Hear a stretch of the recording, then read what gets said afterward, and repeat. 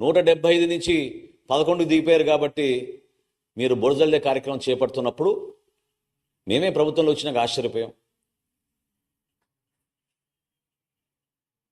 ధాన్యం కొనుగోలు విషయంలో మీరు రైతులను ఎంత మోసం చేశారు.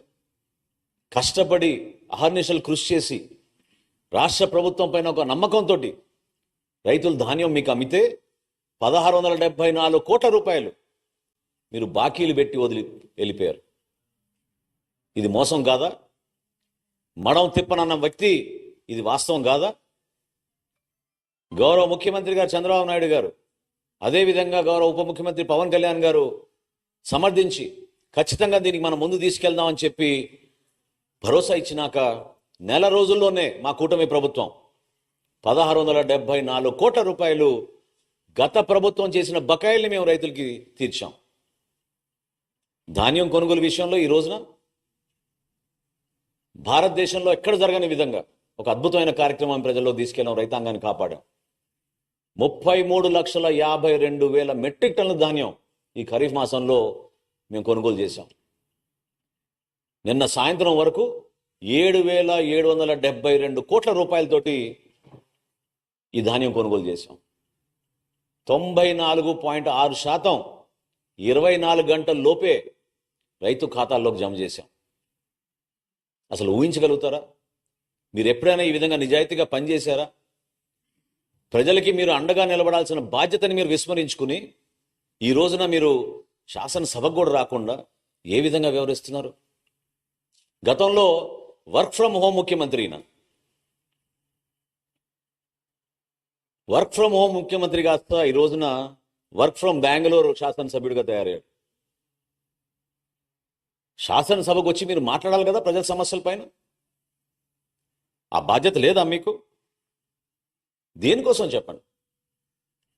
మేము కష్టపడి ఈ రోజున ఆర్థిక ఇబ్బందుల్లో కూడా ప్రతి కార్యక్రమం నెట్టుకుంటూ ప్రజల్లోకి వెళ్తుంటే సివిల్ సప్లైస్ కార్పొరేషనే ఈరోజు 41 కోట్ల రూపాయలు అప్పులు చేసి మీరు వెళ్ళిపోయారు.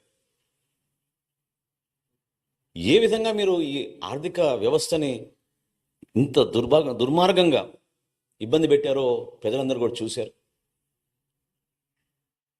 కూటమి ప్రభుత్వానికి మేము మాటిస్తున్నాం, వచ్చే 2 నెలల్లోనే 100% మా సూపర్ 6లో మేము ఇచ్చిన వాగ్దానాలు నిలబెట్టుకుంటాం. మేము అందించాల్సిన సహాయం, భరోసా ఎక్కడ కూడా పొరపాటు చేయం. ముఖ్యమంత్రి గారు, గౌరవ ఉప ముఖ్యమంత్రి గారు పదే పదే చెప్తా వస్తున్నారు, అన్నదాత సుఖీభవ అనే కార్యక్రమం ఖచ్చితంగా మేము రైతులను ఆదుకుంటాం. అదేవిధంగా తల్లికి వందనం, బిడ్డల్ని చదివించుకునే కార్యక్రమం, ఎంతమంది బిడ్డలున్నా సరే ఒక కుటుంబంలో వాళ్ళందరికీ కూడా 15,000 చొప్పున ఇస్తామని చెప్పి చాలా స్పష్టంగా దానికి బడ్జెట్ కేటాయింపులు కూడా చేసి మేము సిద్ధంగా ఉన్నాం. ప్రజలందరూ కూడా రోడ్లు వేయండి మహాప్రభు అని బతిమలాడుకుంటే మీ ప్రభుత్వంలో గుంతలు కూడా పూడ్చలేదు. మీరు ఋషికొండ ప్యాలెస్కి మాత్రం 500 కోట్లు ఖర్చు పెట్టారు. శాశ్వతంగా ముఖ్యమంత్రి అయిపోతా అనుకున్నాడు. సముద్ర తీరాన ఒక అద్భుతమైన కట్టడిలో ఆయన అక్కడ నిలబడి ప్యాలెస్ లాగా దాన్ని తయారు చేసుకుని పర్మనెంట్గా ఇక్కడ ఉండిపోతామని ఒక పిచ్చి భ్రమలో చేసిన కార్యక్రమాన్ని ఎంత నష్టం కలిగించిందో రాష్ట్రానికి ఈరోజు మనం చూస్తున్నాం. పర్యాటక రంగానికే నష్టం కలిగించింది. నిధులన్నీ కూడా దారి మరలించారు. వందల సంఖ్యలో సలహాదారులను పెట్టుకున్నారు. దాదాపు 680 కోట్ల రూపాయలు సలహాదారుల పైన ఖర్చు పెట్టారు. సలహాదారుడు ముఖ్యమైన సలహాదారుడికి దాదాపు 160 కోట్లు ఖర్చు పెట్టారు ఆయనకి. మరి ఇంతమందిని ఉపయోగించుకుని కనీసం జల్ జీవన్ మిషన్లో కేంద్ర ప్రభుత్వం ఇచ్చిన 14,000 కోట్ల రూపాయలు కూడా మన రాష్ట్ర ప్రజలకి మీరు ఉపయోగించుకోలేకపోయారే. ఇంతకన్నా మోసం ఏమైనా ఉంటుందా? పరిపాలన చేతకాక దద్దమ్మలాగా మీరు కూర్చుని మీరు కలిగించిన నష్టం ఈ రాష్ట్రానికి పూడ్చడానికి చాలా సమయం పడుతోంది.